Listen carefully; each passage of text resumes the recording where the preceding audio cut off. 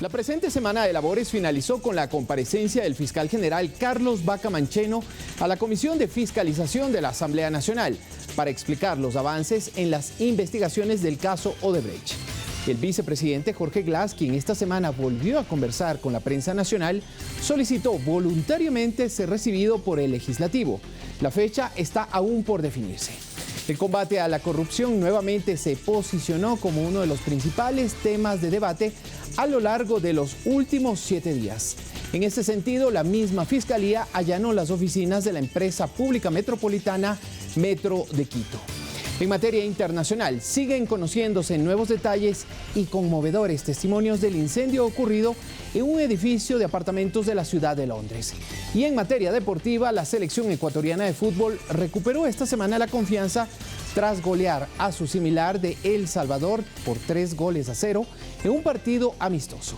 Amigos, sean bienvenidos. Los invitamos a que durante los siguientes 60 minutos escuchen a las voces de la semana.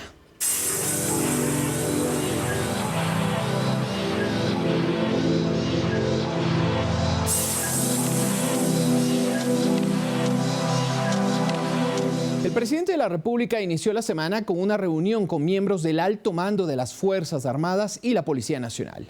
Lenín Moreno ratificó su confianza en la institución, se comprometió a seguir fortaleciéndola y además se dio a conocer que su seguridad estará a cargo de la fuerza pública y no del Servicio Civil de Protección para dignatarios y funcionarios públicos. Va a haber una muy buena relación, una relación de respeto, una relación de diálogo permanente y al igual que estamos haciendo con todas las otras instancias de la sociedad, no haremos absolutamente nada para ustedes sin que ustedes participen, sin que sean parte de aquello. Si el pueblo ecuatoriano y el gobierno ha confiado en que ustedes pueden cuidar su seguridad, el presidente también quiere manifestar su confianza plena en que ustedes lo pueden hacer y creo que están perfectamente preparados para ello. Hay circunstancias que hay que corregir inmediatamente, como que los dependientes de militares en servicio activo o de policías en servicio activo puedan ser atendidos directamente en las unidades de salud militar y policial, cuando son afiliados al IES. Ese mismo día, el Frente Nacional de Transparencia y Lucha contra la Corrupción se reunió en el Ministerio de Justicia. En el encuentro participó el director nacional de Contratación Pública, quien aseveró que las entidades, contratos y proveedores serán investigados y analizados. No, en realidad más que casos es definir cuáles son los ejes estratégicos sobre los cuales debería trabajar la comisión. A ver, es que el sector privado es básico en este tema, porque el sector privado o es víctima o es coautor. O sea, de alguna forma el sector privado está involucrado en este tema. Entonces, tiene que ser un insumo, una información básica para trabajar en eso. La fiscal subrogante Tania Moreno encabezó esta semana el operativo de allanamiento de las oficinas del Metro de Quito dentro de las investigaciones de la red de corrupción de la empresa constructora brasileña Odebrecht. Durante esta diligencia realizada a raíz de una denuncia presentada por la asambleísta María José Carrión, se incautaron equipos tecnológicos para su análisis. En la cual se incautó netamente equipos electrónicos, con el fin de, previo a la orden judicial, extraer la información y obviamente ver qué información es pertinente para la investigación que está haciendo Fiscalía. Está dentro de lo que es la investigación Metro Quito Odebrecht, así está puesto en virtud de los hechos que denunció la asambleísta. Nosotros estamos cooperando plenamente en la entrega de esa información y así lo seguiremos haciendo. Son los correos institucionales, están todo aquello que está relacionado con la operación propia de la empresa Metro de Quito. Luego de que se ejecutara el allanamiento de las oficinas de la empresa Metro de Quito, el alcalde Mauricio Rodas se pronunció en una conferencia de prensa. Dijo que el municipio apoya las investigaciones y que así lo ha hecho desde enero de este año. Explicó también que acudirá a cualquier llamado de la Fiscalía o la Asamblea Nacional. Lo que se entregó hoy día, porque eso fue lo solicitado por la Fiscalía, es un computador y la información del servidor respecto a 2 correos electrónicos. Eso fue lo que se nos solicitó, pero insisto, si se solicita cualquier otra información, con mucho gusto la vamos a proporcionar. ¿A qué se refiere el correo? Bueno, son 2 correos electrónicos de funcionarios, en este caso del señor gerente y de un exfuncionario de la empresa Metro, y la computadora que fue retirada o fue solicitada y se entregó, por supuesto, es la computadora del señor gerente general de la empresa Metro. ¿Pero qué contiene? La información, es la computadora institucional del señor gerente. El vicepresidente de la República, Jorge Glass, participó este miércoles en una entrevista en el programa Buenos Días de Radiovisión. Allí habló de varios temas. Entre estos, dijo que hay una estrategia en marcha para desprestigiar su imagen e incluso mencionó que hay un golpe de Estado en marcha. No he recibido $1 de nadie, ni en la actividad privada ni en la función pública, sentenció el segundo mandatario. Yo le acepto una responsabilidad política en la designación. Caso, Carlos Pareja Yanuseli, como conocido ahora como Capaya. Confiamos en él. Pero mi responsabilidad política, Diego, era la repotenciación de la refinería de Esmeraldas, evitar que la refinería colapse. No soy mandrake, pues, Diego. ¿Cómo iba yo a saber, teniendo fiscalizadores externas de las mejores del mundo, las auditorías internas dentro de la empresa, cómo iba yo a saber que afuera del Ecuador, en cuentas secretas, en empresas secretas, en paraísos fiscales, estaban recibiendo pagos indebidos? Los compañeros no me llamaron a comparecer por una sola razón. ¿Por qué razón? Porque no hay ninguna prueba en mi contra. Porque a Jorge Glass no le han encontrado $1 partido por la mitad mal habido. Mis manos están limpias. En lo absoluto, que yo tenga información, oiga, y si hubiera sobreprecio, yo le caigo con el látigo. Mire, yo no tengo miramientos con la corrupción. Y eso yo quisiera que usted me lo permita transmitirlo con mucha fuerza a la ciudadanía, Diego. Yo no permito ni dejo pasar nada. Me llamó Lenín desde Ginebra y me dijo: Jorge, en el caso de que yo sea candidato por país, yo quiero que tú seas mi binomio. Como lo dijimos al iniciar este espacio, el fiscal general Carlos Vaca Mancheno acudió esta semana a la Asamblea Nacional convocado por la Comisión de Fiscalización. El propósito de esta comparecencia fue explicar el avance de las investigaciones que realiza la institución en el Ecuador y en Brasil, dentro del caso Odebrecht. Es reservado por la misma razón por la que tienen que mantenerse en reserva las actuaciones que realiza la Fiscalía en indagaciones, por la misma razón por la que tiene que mantenerse en reserva la información que consta en las actuaciones de prueba del Brasil por el Ecuador. No se va a tapar a nadie, no se va a ocultar nada, no se va a evitar ninguna investigación. Existe una indagación previa por concusión, una instrucción fiscal por asociación ilícita y una indagación previa por lavado de activos. Conforme ocurra la investigación, conforme se desarrolle la investigación, estos no serán necesariamente los únicos procesos que deban abrirse por parte de la justicia ecuatoriana. Amadrigaba, ocultaba una red que manipulaba contratos, ocultaba sobornos a través de empresas privadas y anulaba el control posterior. El país que mayor cantidad de paraísos fiscales, que mayor cantidad de empresas y paraísos fiscales tienen a donde ha circulado el dinero, es la República de Panamá.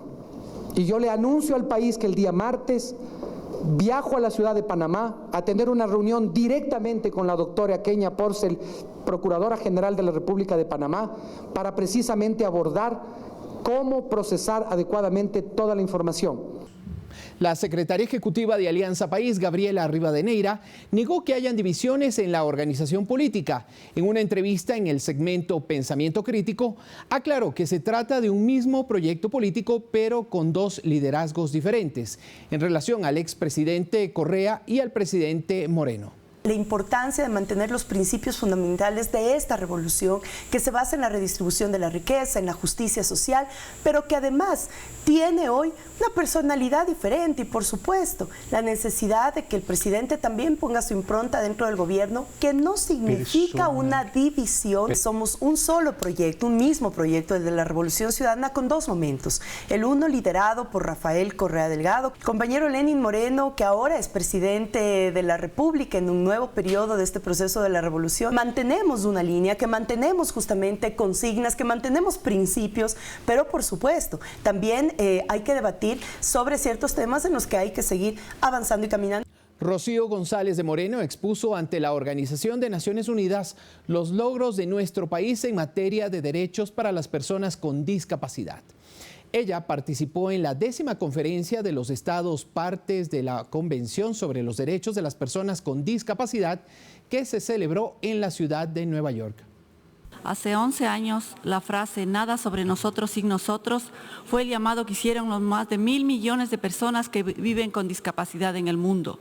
El 24 de mayo de este año, el presidente de la República de Ecuador, Lenín Moreno Garcés, tomó posesión del cargo, recordando ese lema que resume magistralmente cómo debe legislarse y cómo debe ser una política de inclusión plena, creando un programa de atención integral para responder a sus necesidades y a las de sus familias en el marco de sus derechos.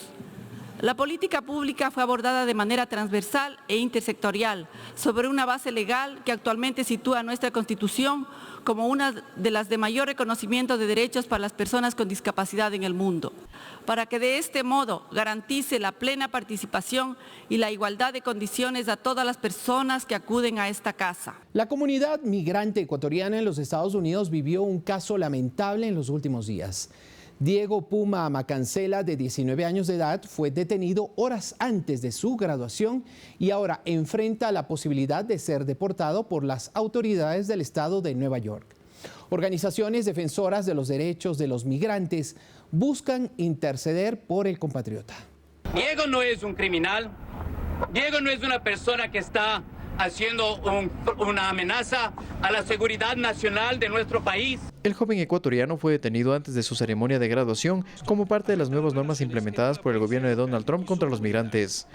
El pasado mes de mayo marcó un récord en las recaudaciones tributarias en nuestro país. El director del Servicio de Rentas Internas, Leonardo Orlando, confirmó que fue el mejor en los últimos 46 meses. El funcionario habló de una estabilización en la recaudación y de una recuperación en la economía del país. Un crecimiento sostenido en los últimos meses de la mano de la recuperación de la actividad económica. Los principales contribuyentes denominados contribuyentes especiales, que son grandes empresas, representan aproximadamente el 80% de la recaudación. Pero también hay otros impuestos de declaración o de periodicidad mensual que monitoreamos que también crecen. Por ejemplo, las obligaciones de retenciones en la fuente, el impuesto a la salida de divisas. Y no solo es importante hablar de la cantidad de la recaudación, sino de la calidad de la misma. Es decir, que contribuyan más los que más tienen.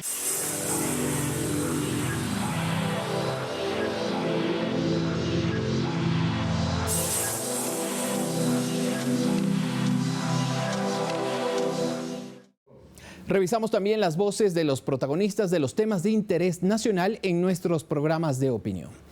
Pulso Político se refirió esta semana a las tecnologías de la comunicación a favor de la participación ciudadana y la lucha contra la corrupción. Verónica Gómez, emprendedora y docente, Juan Pablo Espinosa, especialista en planificación estratégica urbana, y Neiber Carrión, co-creador de una plataforma de reportes ciudadanos hacia entidades de servicio público, fueron los invitados a este espacio.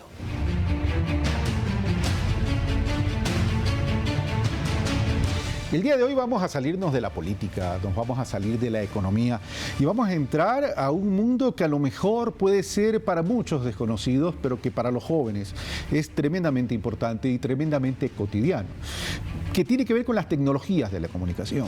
Muchos se preguntan cómo podemos hacer de la participación ciudadana algo efectivo realmente, algo que realmente valga la pena en términos de aporte. y qué tanta oportunidad tienen los jóvenes y los ciudadanos del Ecuador en cuanto a realizar y contribuir con sus ideas, con sus propuestas y también con sus críticas al desarrollo de nuestro país. La tecnología de la comunicación, las herramientas modernas de la comunicación nos pueden llevar a ese espacio y a esas oportunidades. ¿Cómo aporta la tecnología de la comunicación a la participación ciudadana? ¿Y cómo puede ser estratégico y efectivo para procesos de transparencia y lucha contra la corrupción? Es el tema que vamos a tratar el día de hoy en Pulso Político. Déjenme sacar la polla.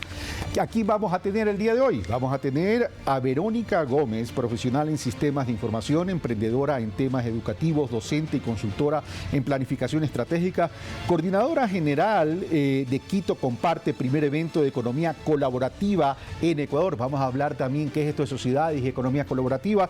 Juan Pablo Espinosa, máster en dirección estratégica y gestión de la innovación, especialista en planificación estratégica urbana, conector de WeShare para Ecuador, también vamos a hablar en qué es esto de WeShare, y a Neiber Carrión, ingeniero en sistema, cofundador de Aplios, empresa de desarrollo de software y co-creador de la plataforma de reportes ciudadanos hacia entidades de servicio público. Con ellos, durante 55 minutos estaremos desarrollando este Pulso Político. Bienvenidos, soy Carlos Rabascal y usted está en Ecuador TV. Bueno, comienzo con la licencia de los caballeros, con la dama, Verónica. Tenemos la tecnología de la comunicación. Definitivamente es una herramienta eficaz para abrir estos espacios de participación ciudadana, porque cuando uno habla de participación ciudadana, de pronto puede entender algo corporativizado como el Consejo de Participación Ciudadana. Pero la participación ciudadana debe ser cotidiana, debe ser de todos los días, pero debe generar inclusión, no solo presencial, sino en términos de pensamiento, en términos de ideas, en términos de aporte. ¿Cómo hacer esa participación ciudadana amplificada y masificada a partir de la tecnología de la comunicación? Gracias, Carlos. Bueno, nosotros de la experiencia que hemos tenido en este tiempo en el que hemos actuado como comunidad, tratando de dinamizar justamente esta participación de la gente, hemos visualizado que toda la parte de lo que se refiere a la legislación, a la parte corporativa, formal, es importante, es necesaria. También la parte de las tecnologías también es importante y es un medio también, pero al fin y al cabo la participación ciudadana es algo que está pasando sea online y offline. Entonces realmente simplemente podemos ver a la tecnología como uno de los medios que lo que hace es amplificar justamente estas voces que se están dando. O sea, podemos ver el fenómeno de las redes sociales que realmente tiene un impacto bastante fuerte en la opinión política en general, en la opinión ciudadana, y de igual manera lo tienen las tecnologías. Entonces son diferentes plataformas, diferentes espacios que prácticamente los jóvenes, y podríamos hablar en general la ciudadanía, está buscando, está encontrando en estos espacios la oportunidad de hacer escuchar su voz y de participar y de juntarse con su comunidad. Sistematizar esa voz y canalizar esa voz en términos de aporte. Y por otro lado también, desde el otro lado, quienes tengan que informar, establecer verdaderas líneas y canales de comunicación que involucren y empoderen a la ciudadanía. Ahora, Verónica, Juan Pablo dijo algo interesante: comunidad. ¿Cómo debemos entender esto de la construcción de comunidad? Bueno, las nuevas tecnologías son ese puente entre la información pública y el ciudadano normal. Y la comunidad ahora tiene un valor muy importante. Nosotros desde WeShare buscamos que la comunidad tenga un rol totalmente horizontal y descentralizado. Es como antes, cuando teníamos que ir al conocimiento. Teníamos que ir donde el bibliotecario, sacar la ficha mnemotécnica, y cuando íbamos a pedir el libro para hacer un deber, se había llevado el mejor de la clase. Ahora el conocimiento se ha distribuido y descentralizado totalmente y está en manos de todos. Por eso es que actualmente las mayores aplicaciones, las mayores soluciones provienen desde la propia ciudadanía. Cuando tocamos el tema de corrupción hay que recordar el caso del Panama Papers. ¿Cómo se cruzaron 11.5 millones de documentos para encontrar indicios de corrupción dentro de la función pública? ¿Quién hizo eso? Y eso lo hicieron emprendedores startups dedicados a la analítica de datos. Y esa comunidad ahora es totalmente abierta. Por eso uno de los puntos que tendremos que hablar es siempre del dato y del gobierno abierto. Ahora, el dato y el gobierno abierto. Por un lado, cuando se habla de gobierno abierto, Neiber, estamos hablando de decisión política para establecer procesos de transparencia, porque la apertura de un gobierno está dada en esos procesos de transparencia y la necesidad de interactuar, con quien está del otro lado, ya sea en las redes sociales, ya sea en los medios de comunicación tradicional o ya sea en la ciudadanía en general. El tema es que a veces confundimos la mecánica de la comunicación y creemos que la comunicación tan solo es trasladar información, cuando la comunicación es convocar, involucrar y empoderar, es decir, sumar, crear espacios de comunidad que se involucren en la política pública, se involucren en ciertos proyectos o en los proyectos de desarrollo. Neiber. Correcto, Carlos, gracias. Sí, justamente en algunos países cuando se empieza a tocar los temas de gobierno abierto, siempre se ha visto que la ciudadanía es la que jala un poco al gobierno a incluirse también, cuando lo normal debería ser al contrario. El gobierno debería ser quien propone estos temas de aperturarse hacia la ciudadanía. Y te comento esto porque aquí en el Ecuador hay varias comunidades, como comentaba Juan Pablo, que por iniciativa propia y asociaciones naturales se han ido formando y han ido poco a poco haciendo esa atracción de varios entes del gobierno en diferentes ciudades, y tratando de jalar también al gobierno para que se incluya dentro de estos procesos de transparencia que hoy por hoy creo que son necesarios dentro de nuestra comunidad. Esta transparencia va desencadenando cada vez más también otros artículos o digamos otras herramientas que van dando a la comunidad más poder en cuanto a transparencia Aquí en el Ecuador hay muchos ejemplos que podemos poner de plataformas tecnológicas que se han levantado para poder ayudar a los ciudadanos a que tengan más voz, más fuerza. Hablar de eso ahora, pero Juan Pablo menciona la importancia de la data, la importancia del dato. Pero el dato tiene que ser contundente, pero además tiene que sustentarse en algo que para mí es fundamental. Tiene que ser, primero, tangible. Identificado de forma tangible, es decir, no puede ser inventado.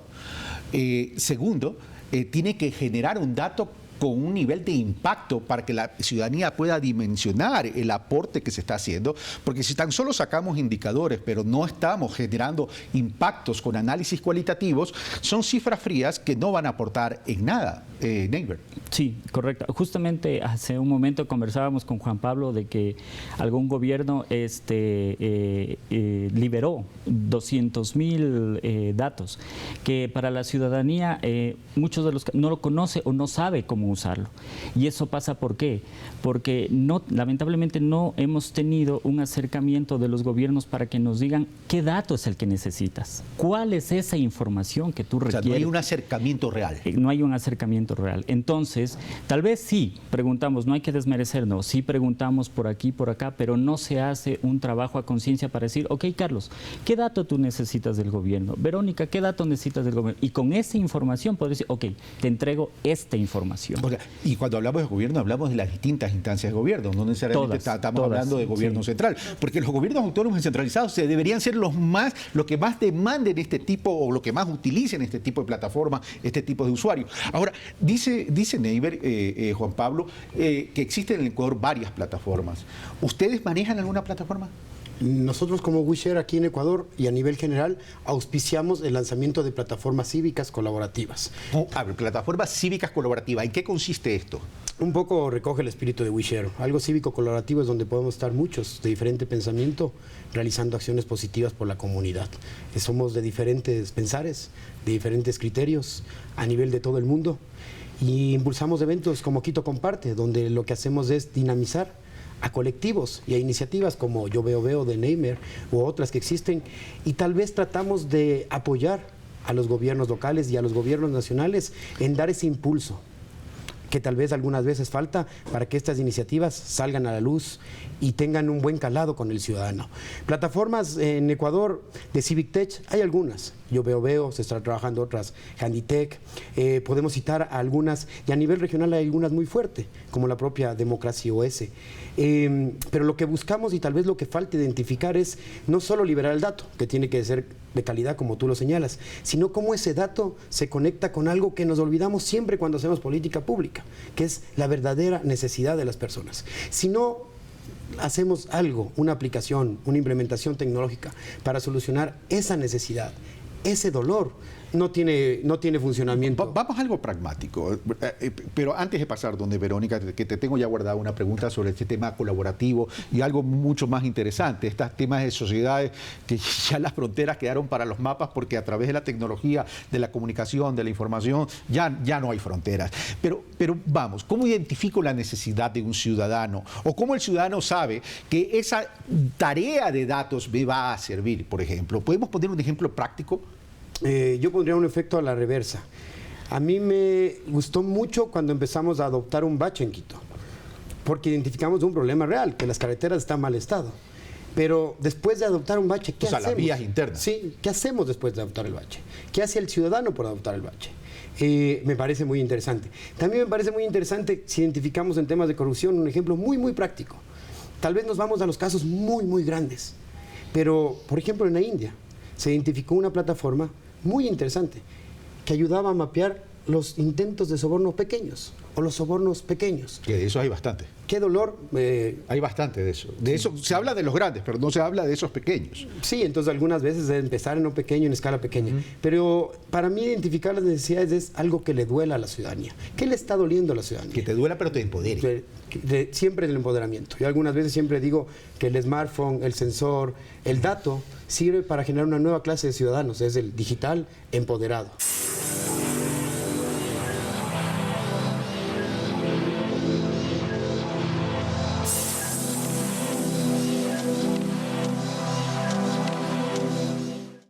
Palabra Suelta dedicó 60 minutos de esta semana para hablar de la cultura.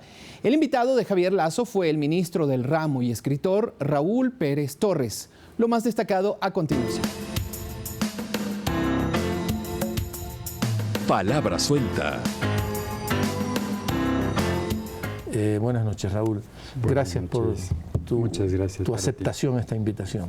Siempre a las órdenes, ya sabes, Javier. Digo la verdad, ¿no? Que eras un niño e hiciste una suerte de composición muy chiquito tú, y el profe no creyó que eras tú, que alguien te la había hecho. Sí, dices la verdad, porque dijo que el profesor que se haga una redacción sobre el Día de la Madre, sobre la madre. Yeah. Yo hice un poema sobre la madre. Sí, y el profesor dijo a todos los niños que eso era un robo. Eso era lo que a mí me dolió, desde luego. Y luego dijo que eso no se puede hacer, que eso merece un castigo. Yo fui llorando, le conversé a mi hermano Lenin. Y tu hermano mayor. Mi hermano mayor, que sí. fue tu padre casi. Desde luego, es decir... Porque pierdes a tu padre muy chiquito tú. Yo perdí a mi padre cuando tenía 5 años. Yo digo siempre que cometió el único error de su vida. Se murió. Se murió. Y claro, mi hermano fue a la escuela municipal Eugenio Espejo, donde yo estudié en la primaria, y confrontó con el profesor, le dijo que le traiga el libro donde había sacado un simple poema, pero no pudo, entonces pasó a mayores, ¿no? Mi hermano pasó a mayores, hubo problemas ahí, salí de la escuela 8 días y luego regresé, pero en todo caso un poco triunfante, y dándome cuenta seguramente de el peso extraordinario que tiene la palabra, que tiene la literatura, ¿no? Y quizá eso también sirvió para atraparme un poco más. Es decir, yo escribía porque vivía sumergido en los libros de una biblioteca que era extraordinaria de mi padre, claro. Lo pierdes, ya lo dijimos, a los 5 años. A los 5 años. Pero luego tienes unas frases, dices, todo lo que soy se lo debo a mi padre, pero no le guardo ningún rencor. Sí, ¿no? Parecería una contradicción, ¿no es cierto? Pero quizá es algo más profundo, ¿no? Quizá uno devela o va descubriendo su profundidad, su inteligencia, que muchas veces o le puede tener al borde de la locura, al borde del suicidio. Luego quizá llega la serenidad, pero la inteligencia es un tormento, ¿no? La creatividad, la imaginación permanente es un tormento. Ajá. Esa biblioteca de tu padre, que por cierto era un abogado muy conocido en Quito, que fue un militante del Partido Comunista, claro, era rica. Y por supuesto había, si era un comunista que se preciaba, tenía que haber la literatura rusa. Desde luego. Ahí, en esa biblioteca. Y tú te acercas mucho a Dostoyevsky. Desde luego, sí. Y yo digo un poco que mi hermano también tuvo la culpa de este presagio de nostalgia, de tristeza, de melancolía, decir, ¿no? Y de toda una significación mayor en el paisaje ruso, porque yo leí muchos libros rusos, desde luego Dostoyevsky, desde luego los hermanos Karamazov, Crimen y Castigo. Yo me hacía llamar Raskolnikov. Yo decía que el primer hijo que tenga le pondría Raskolnikov. Como no tuve, lo puse Vilki. Vilki y Nilka son mis dos hijas. Te han dado 5 nietos, creo, ¿no? Sí, me han dado 5 nietos, desde luego. Pero todo ese ambiente ruso, ese ambiente que describe, ese ambiente de la pobreza, de la miseria, de la tragedia, del dolor, es un ambiente que quedó en mi espíritu, porque yo también creo que Quito un poco se parece a Moscú. He estado en ambas partes y siento a las personas un poco identificadas con esa niebla del espíritu un poco. Yo digo, cultura hacemos a pesar nuestro. Lo que armamos, lo que desarmamos con nuestras pasiones cotidianas es cultura. Desde luego. Es cultura. Por eso mismo quizá fue tan difícil crear el Ministerio de Cultura. ¿Por qué tarea le asignas al Ministerio de Cultura? Por eso quizás se explique que tú seas el 11º ministro de Cultura en un periodo, bueno, de un poco más de 10 años, pero el promedio resulta menos de un año por ministro. Creo que Erika Silva es la que más duró como ministra de Cultura, y los demás duraron un promedio de un año o quizá menos de un año, y entonces no hay cómo hacer gran cosa, porque creo que tener una dirección, una definición de lo que vamos a hacer como Ministerio de Cultura es dificilísimo, porque no vas a encontrar un acuerdo, y creo que la cultura no busca acuerdos en el fondo. Primero, el concepto de cultura, ¿no? Porque si es que vamos a Marx, decimos, cultura es toda la producción de la tierra. ¿No es cierto? Cultura es lo que el hombre ha agregado a la naturaleza, y la naturaleza misma, desde luego. Contra la cultura nada puede, el olvido, se dice. Y en ese sentido hay que profundizar sobre el tema, porque si es que cultura es todo, en todo debemos estar. Ha habido una falla fundamental. Yo, como el que más exalto estos 10 años que se ha vivido, que me parecen extraordinarios, históricamente extraordinarios, políticamente extraordinarios, pero con la cultura sí hubo una falla, y esa es que hayan 10 ministros en 10 años, lo que supone que los proyectos culturales que tienen que ser de largo alcance, ninguno pudo hacer un proyecto cultural, porque no solamente es que sale un nombre, sale una persona, sale un ministro, sale todo un equipo, sale toda una planificación, sale un número incontable de proyectos, y quienes no se benefician de esta integridad son los pueblos, ¿no es cierto? Porque la cultura está en todas partes, pero lo importante para un ministro, para un grupo de personas, será visibilizar esa cultura que está en otra parte, que está en una provincia, que está en una región de la patria. Lo que pasa es que tenemos unas visiones también muy elitistas de la cultura muchas veces, ¿no? Porque decimos, ese es un hombre culto, cuando Claro. uno supone que todo ser humano es culto per se, por lo que tú acabas de decir, Así ¿no? es. Lo que separa al ser humano de la naturaleza es un hecho cultural, ¿no? Es un hecho cultural. desde luego. Entonces, con esas visiones un poco elitistas de la cultura, entonces se puede decir, vamos a hacer tal y tal cosa. Y eso puede ser un error. Eso mismo, un error. Lo que pasa es que el Ministerio de Cultura tendría que ser un puente entre el artista, entre el escritor, entre el bailarín, y el hecho cotidiano. Es decir, ayudarles, apoyarles, colaborar con sus proyectos. Eso me parece que tiene que ser el papel preponderante del ministerio. Ayudar, colaborar para el artista. ¿Qué pasa con el seguro social, por ejemplo? Claro. ¿No es cierto? Yo recién tuve una visita de un escultor extraordinario, que no digo el nombre, pero ¿qué me ha dicho él? Que ya está muy mal con la columna, que ya nadie compra obras de arte, que sus pulmones por el polvo de la piedra y del mármol están muy mal, que no tiene seguro social. Entonces para eso tiene que estar el ministerio, para dar esos pasos que el artista desde su lugar no puede dar. Habría que recuperar otra vez a Benjamín Carrión, Desde porque luego. él era el gran suscitador, decíamos, y en ese sentido hasta se le criticó, algunos lo acusaron de excesiva generosidad, porque no había autor, hombre o mujer, que reciba un rechazo de Benjamín Carrión, porque iban con los libros prólogo. Sí. Póngale el prólogo, maestro. Y Carrión no se negaba nunca y decían, bueno, es demasiado generoso. Es que él tenía otra visión de la cultura. Él tenía otra visión y a mí me parece que la generosidad nunca está de más, porque el mismo escritor que ha pedido el prólogo en definitiva sabrá si es que se quedó como escritor o se quedó con ese único prólogo y ese único libro. Hay escritores, muchos escritores de un solo libro, pero no quiero decir como Juan Rulfo, ¿no? No. ¿Qué libros? Claro. Dos, digamos. Claro, sí, dos libros. El Llano en Llamas y Pedro Páramo. Exacto. Extraordinarios, claro. Pero la cosa es así, hay que tener mucho cuidado en esto. Lo que tú has dicho, hay que ser como una suerte de puente, ¿no? Sí, eso es lo que a mí me parece. Y ser el gran suscitador, el ministerio ser el gran suscitador. La otra cuestión es que el ministerio tampoco es una suerte de curador. El ministerio no va a definir qué se exhibe, qué se toca, qué se ve. Por eso te decía yo de nada sin ustedes, ¿no?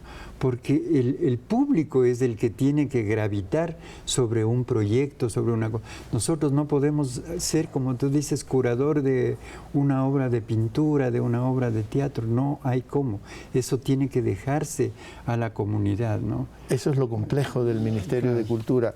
Y esa es la relación también difícil con una sociedad que no ha debatido lo suficiente lo que entiende por cultura.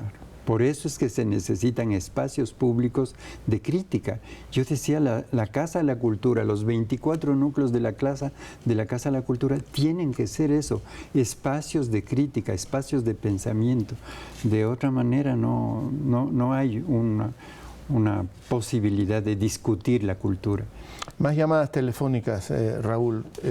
Raúl Pérez, el ministro de Cultura, aquí en esta entrega de Palabra Suelta, viene de la ciudad de Quito. No copié bien el apellido. Ya. Wilson Echeverría. Buenas noches. Adelante con su comentario. Buenas noches, Javier. Voy a ser conciso. Javier y Raúl son dos personas que les gustan las letras. Y habemos muchas personas que nos gusta escribir, que no nos gusta la sociedad de ágrafas. Y pues, si bien es cierto, deben haber muchos más espacios como para poder desarrollar proyectos. He dejado libros en la Casa de la Cultura y no se han movido, ¿no? Y por coincidencia logré sacar un libro en el 2003. Y últimamente fui a visitar en la Casa de la Cultura y porque estaban inundándose las maquinarias, algo así, no se logró hacer un proyecto. Me gustaría que los proyectos que vengan del pueblo se den toda la opción posible para que las sociedades dejen de ser ágrafas y que se desarrollen los proyectos tal como se están mencionando en este momento. Eso nomás quería decirles. Muchas gracias. Raúl. Sí, yo estoy de acuerdo en eso, y la editorial, por ejemplo, de la Casa de la Cultura ha sacado en este tiempo libros extraordinarios, pero en diferentes colecciones, ¿no? De los grandes escritores ecuatorianos, de los jóvenes escritores ecuatorianos, de las mujeres brillantes que están bueno, hay tantos nombres de este momento, jóvenes extraordinarios, y lo que se hace difícil es la distribución y desde luego el presupuesto, ¿no? El presupuesto para la cultura ha sido siempre un presupuesto magro, no digo en estos 10 últimos años, siempre.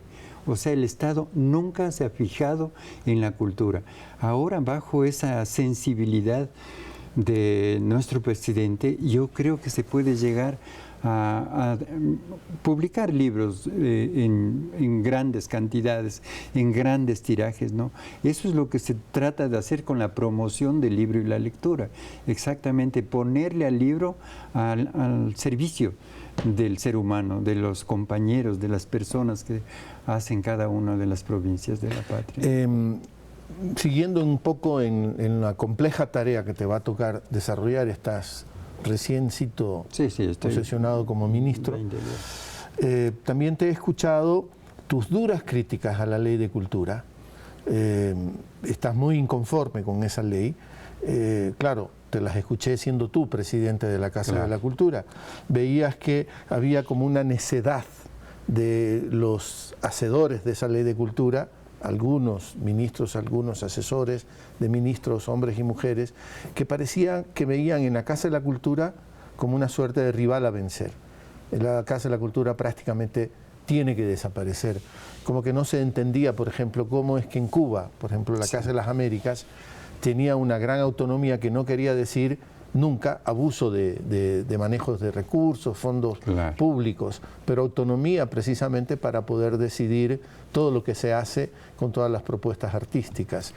Ahora, ¿cómo ves a esa ley de cultura? Sí, has hablado de Casa de las Américas, yo digo, en Cuba hay 320 casas de la cultura, en todas las regiones de Cuba, ¿no?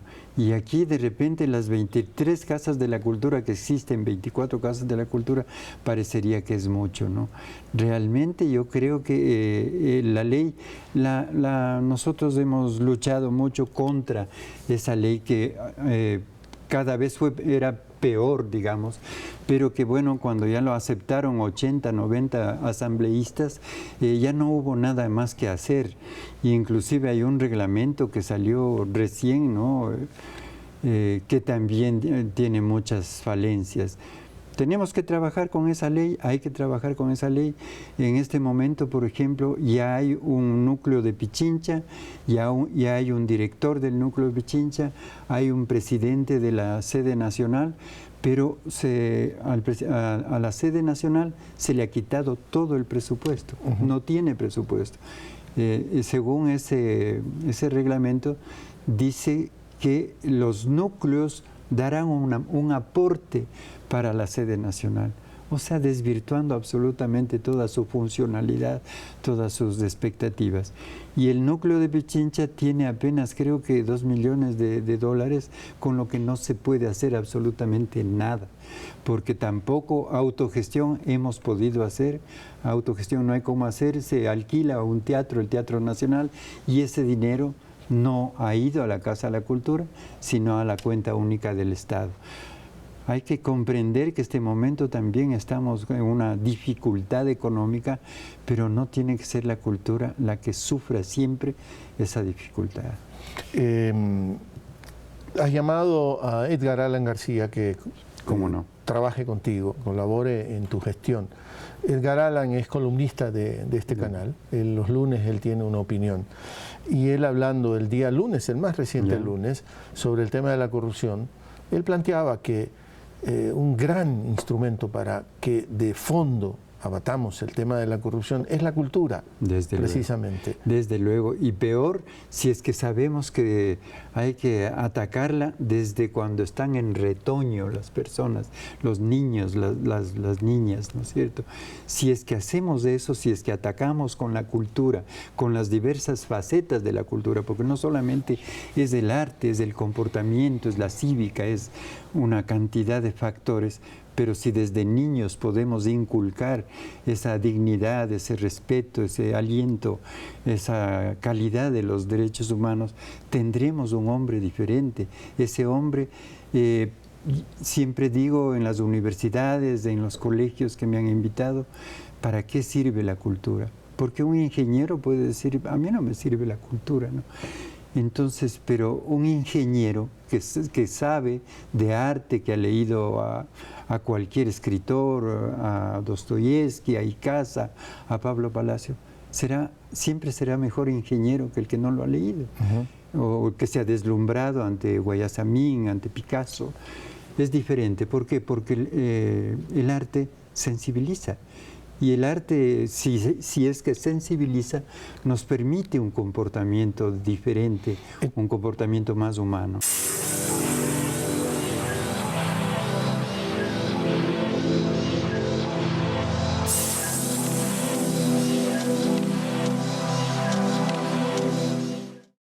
El programa Mundo al Revés abordó este jueves la huella de Julian Assange, el fundador de Wikileaks, quien se encuentra asilado en la Embajada del Ecuador en el Reino Unido desde hace ya 5 años. Lo que se dijo en este programa de Ecuador TV se los contamos de inmediato. Julian Assange llegó para evidenciar estas contradicciones y desde el año 2006 su causa por la democratización de la información ha dejado, para bien o para mal, una huella imborrable en el mundo. Este es el tema de hoy en Mundo al Revés. Ponemos a Wikileaks bajo la lupa en un debate que promete ser enriquecedor para todos. Bienvenidos, mi nombre es Abraham Verduga. Así empezamos. Desde que Wikileaks irrumpe en el mundo, ¿qué ha significado para la escena pública? ¿A quién beneficia? ¿A quién afecta? Un minuto. Yo creo que a quienes beneficia, a los ciudadanos. Yo creo que es una información que debería estar al alcance de todos. Cómo operan los gobiernos en la actualidad. ¿Qué es lo que hacen? Me explico. A quienes matan, a quienes no matan. Vimos escenas de cómo mataban civiles en el 2007. Pero hay que reconocer que Assange cumple una labor de periodista. Él no es el gran héroe de esta situación. Alguien le filtró esa información. Él lo único que hizo fue publicarla. Alguien se dio cuenta de lo que estaba sucediendo, se tuvo en sus manos el poder para hacer algo al respecto, y porque Wikileaks se funda en el 2006, pero no aparece en la escena pública hasta el 2010, con el video de cuando vimos el helicóptero americano matando civiles en Irak. Muy bien, gracias Diego. Fernanda. Yo creo que en la misma línea, el que Wikileaks funciona bajo esta lógica que Henry Jenkins explica y define como la cultura de la convergencia, es decir, que todos tenemos una parte de la historia, la podemos contar y la podemos hacer viral. En este caso, la plataforma funciona así, con la misma lógica del Facebook o del Twitter, y me parece que estoy de acuerdo en que el hecho de haber revelado el video de Daño Colateral permitió que muchas personas de mi generación tuvieran una visión distinta a la que normalmente tienen por el consumo cultural de los medios norteamericanos, ¿no? O sea, que siempre se tiene una visión sumamente heroica, sumamente vinculada a los cómics, pero esto reveló que realmente hay ciertas prácticas en la guerra que violan el derecho internacional humanitario. Interesante. Gracias, Fernanda. Vamos contigo, Danilo.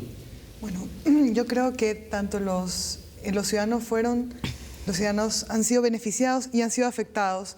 Es un arma de doble filo. Yo no estoy de acuerdo con el procedimiento tomado por el señor Assange. Creo que es evidencia, pero uno tiene que ser crítico en cuanto a lo que evidencia. No creo que lo que Wikileaks ha evidenciado sea algo vivencial de solamente este tiempo, estos momentos, sino que la hiperconectividad es la que ha hecho que se viva con cierta inmediatez, lo cual también exige una militancia por parte de los ciudadanos. Entonces, no es estas características de cómo se vive, cómo operan la diplomacia, cómo operan los gobiernos, no es algo que sea simplemente por esta parte del tiempo, sino cómo esta información se ha transmitido. Es la gran diferencia, creo yo. Muy bien. Salva, tu criterio. Yo creo que tiene Wikileaks un impacto, y como tú decías, en nuestra generación, de cómo vemos el mundo.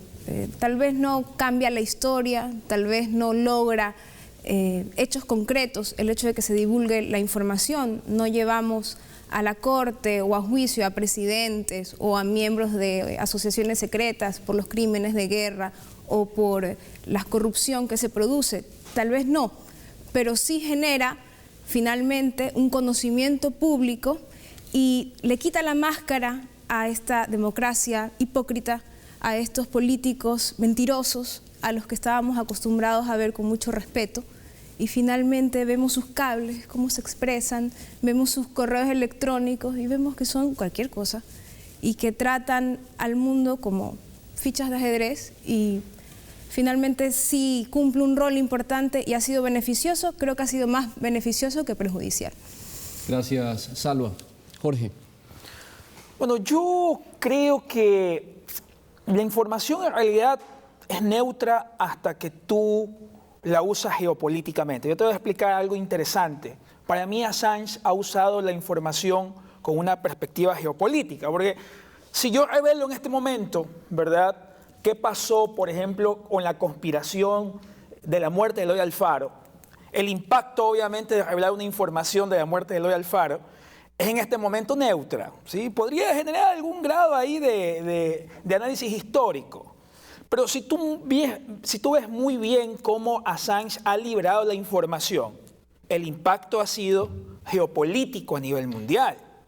Es decir, que, y ahí viene, o sea, si hay un impacto geopolítico, hay una intencionalidad en liberar la información. Y eso ya significa de que hay un uso sesgado de la información por parte de quien lo revela. Porque no es lo mismo revelar, por ejemplo, información, ¿sí?, sobre el tema de Hillary Clinton en el momento de la elección que haberla revelado, obviamente, antes de la elección. O sea, el impacto es distinto. Entonces, ya claro, sí, todo el mundo habla idílicamente de Assange con la liberación de la información, libertad de información, eso tiene responsabilidades ulteriores. Pero también hay que intentar ser un poco crítico con el propio Assange, porque nadie se salva, obviamente, de la autocrítica, ni siquiera Assange. Muy bien. Y en ese punto yo pongo, obviamente, los puntos sobre las IES de que probablemente la información que Assange también ha manejado también ha tenido una intencionalidad geopolítica a nivel mundial. Gracias, Jorge. Vamos contigo. Bueno, yo creo que nadie duda que Wikileaks ha sido beneficioso para los ciudadanos. Yo creo que es una realidad que el revelar cierto tipo de información que antes no era pública hacia los ciudadanos, definitivamente es una ayuda para conocer las intenciones o conocer las decisiones que toman ciertos gobiernos y que nos pueden afectar a nosotros como ciudadanos. Y en eso el beneficio que trae Wikileaks yo creo que es indiscutible. Ahora bien, la figura del señor Assange tiene que ser analizado desde una perspectiva distinta, creo yo, y coincido mucho con Jorge en el tema de la intencionalidad y cómo filtra la información que recibe. Sabemos que él no es el que la investiga, o él es un periodista que lo que hace es recibir información, como decía Diego, y la filtra. ¿Y cómo la filtra? La filtra a conveniencia, y también vamos a ver, ahí estamos dentro de este margen de discrecionalidad que tiene el señor Assange, cómo quiso intervenir, por ejemplo, en la elección americana para perjudicar al Partido Demócrata y beneficiar al Partido Republicano por intereses personales que podrá tener o dejar de tener, porque a lo mejor con Trump la situación era mejor para él que con Hillary Clinton, ¿no? Entonces, dentro de lo que cabe, este esquema de que Julian Assange es un héroe del periodismo y de la libertad no es tan así, sino que Julian Assange también maneja su propia agenda política, maneja sus propios intereses, pero no vamos a negar que dentro de los fines al que él quiere llegar, los medios que utiliza en cierto aspecto pueden beneficiar a los ciudadanos. Muy bien, Ricardo, muchísimas gracias. Revisamos también lo más destacado de la información ocurrida en otros lugares del mundo. El Reino Unido se vio sacudido esta semana por el incendio de una torre de apartamentos en la que habitaban unas 800 personas. El hecho dejó oficialmente hasta este viernes 30 personas fallecidas. En las últimas horas han trascendido conmovedoras historias de las personas que lograron sobrevivir a esta tragedia.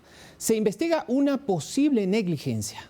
I just remember their faces and all the family, all of them had the children upstairs and no one out, no one know where they are. It's like, it's horrible feelings. I just remembering the faces, the people's faces, I can't. I saw a man actually throw himself out of the window, you know, and a kid actually, me and Tamara both saw a kid being dangled out of the window. A lot of dead bodies that were all on the floor. They were obviously covered up, but there were a lot of people that did not make the fall. If I'd fell asleep, we've all been dead. That's how bad it was, 100%. Because there weren't no warning, there weren't no proper noise to let us know nothing was happening. Do you know what I mean? It was frightening. What was going through my mind is just want to save my family. I saw people jumping out the window, man. It was crazy. As the fire brigade went upstairs, they brought kids down. I was helping kids. I saw a kid that couldn't breathe properly. La presidencia de Michel Temer en Brasil sigue en entredicho y muchos catalogan que un mes después de enfrentar acciones para intentar sacarlo del poder, sigue caminando en la cuerda floja.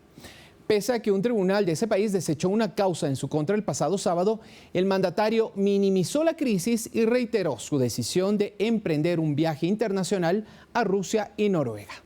Con apoyo del Congreso Nacional. Con la ayuda del Congreso Nacional, espero obtener importantes victorias para el país en las próximas semanas o en los próximos tiempos. Con respecto a las reformas laborales y de pensiones, es con coraje y determinación que estoy convencido que alcanzaremos nuestros objetivos. Retomaremos el crecimiento y el empleo sobre una base estable y sostenible, con las reformas más ambiciosas y necesarias de las últimas décadas. Amigas y amigos, llegamos a la parte final de este espacio. A nombre del equipo de producción y de operaciones de Ecuador TV, les reitero nuestro agradecimiento. Recuerden que pueden ver este programa en vivo desde cualquier lugar del mundo a través de nuestro sitio web y que también pueden seguirlo en el canal de Ecuador TV en YouTube. Nos vemos aquí en 8 días para contarles nuevamente lo que dijeron las voces de la semana. Será hasta entonces.